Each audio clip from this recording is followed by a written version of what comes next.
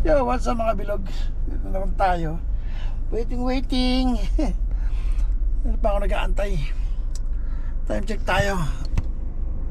2:31 na ng hapon. Kainitan. Ito yung bata sa may barbershop.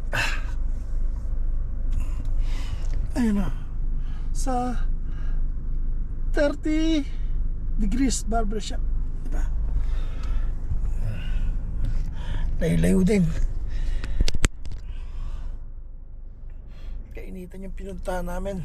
Hey, naka.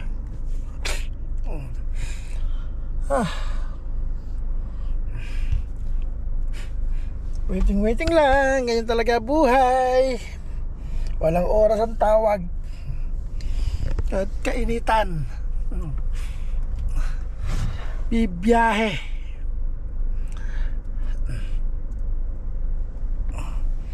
Hindi pa tapos eh. Hindi ko alam kung maraming customer sa loob.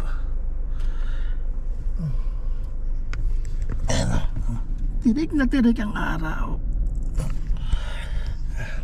Ang problema, nakalimutan ko yung tubig. Anong bakala dito? Uuhaw na ako. Anak ko, buhay.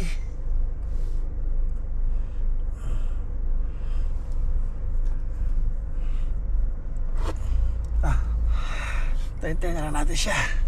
Kung anong oras siya lalabas dito sa 30 degrees barbershop. Diba?